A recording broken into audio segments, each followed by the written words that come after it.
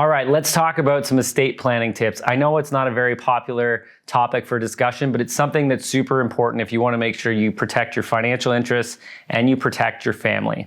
So estate planning tips. Here's the first thing. If you are a small business owner or not a small business owner, make sure you have a will in place. A will is a binding legal document that will allow you to identify who gets your assets when you're gone. A lot of times from a tax planning perspective, when we think of estates, if you and your spouse are essentially married or you're common law, all of your assets roll to that spouse or common law automatically. No tax is triggered in that situation. However, if you don't want all those assets to roll to your spouse or your common law partner automatically, you have to set that out in your will. So for example, we have a lot of split families. A lot of times people have kids from previous marriages. If you want those previous kids to get essentially a portion of your estate, you've got to identify that ahead of time. So let's go back to the small business owner. You've now got a will in place. What else can you do?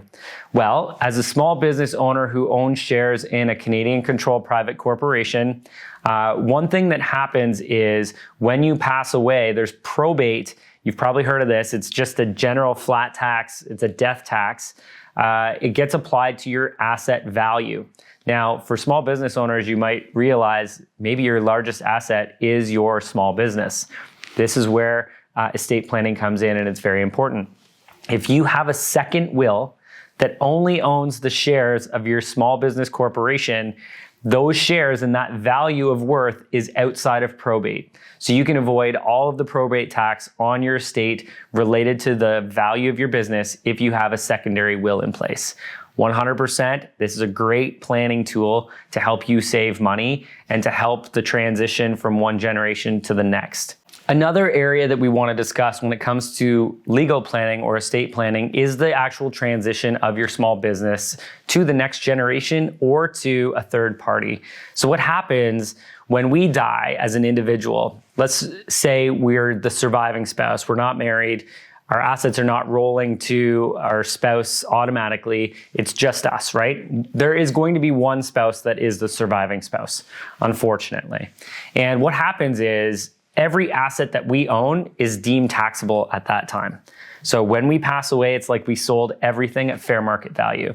So we need to be consciously aware that there are going to be some tax liabilities that are going to be due related to this.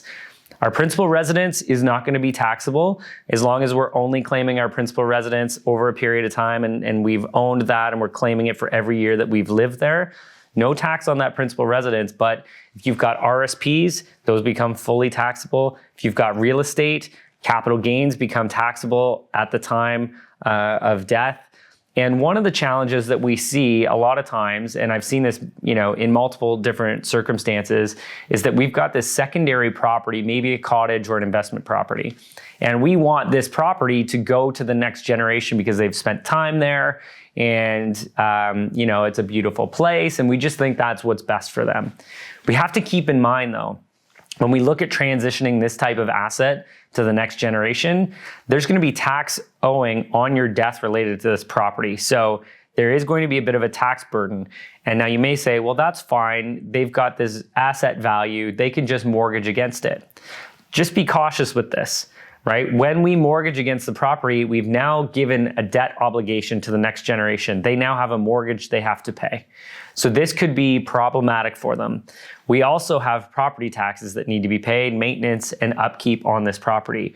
So we may or may not be putting our next generation into a financial situation that they might not be able to afford it. So we want to be very conscious that if we're going to do something like that, we want to have life insurance in place to make sure that any taxes that we're going to owe ultimately on our death, we're using insurance to cover that tax liability and make sure that it's paid for. So for example, if we've got $1 million property, let's say we owe $100,000 in tax on it. Instead of the next generation having to incur new debt and have a new mortgage payment, they might have kids in school.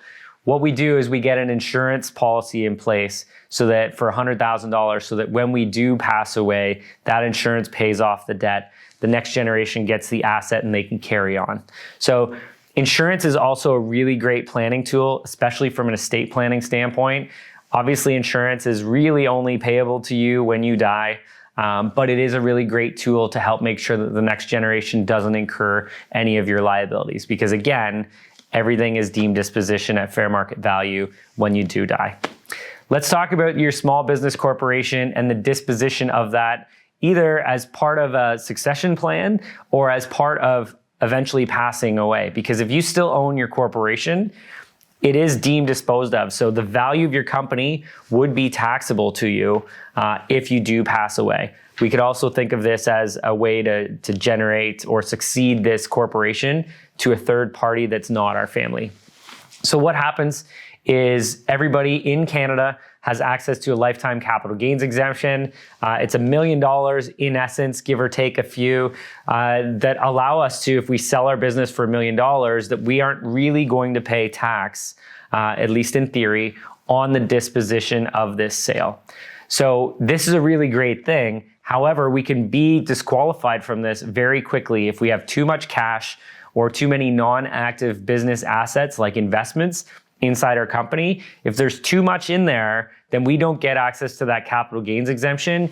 Your kids or your spouse or your family or whoever might incur a $250,000 tax liability because you didn't plan properly. So let's make sure that those assets are in the right category. This is where we can do corporate tax planning and move assets and investments and cash into a different company to protect you. Make sure you qualify for your tax exemption in there. I know there's a lot of information around estate planning. A lot of it's legal and a lot of it's tax related. Make sure that you're planning for this in advance, because we don't want to have something bad happen and your family gets stuck with a liability or poor planning. So as a bit of a recap, let's make sure that our wills are in place. If you have a small business corporation, let's use a secondary will to prevent probate on that asset class. Let's ensure that your corporate structure is set up the right way so that you don't lose out on any capital gains exemption tax planning opportunities. And as well, let's look at insurance planning and make sure if we have any tax liability or some future tax exposure, that insurance is in place to protect and preserve the wealth that you've worked so hard to create. So hopefully that's a bit of a recap. Let's make sure that your assets are protected and that you have a plan in place to ultimately protect all the assets you've created.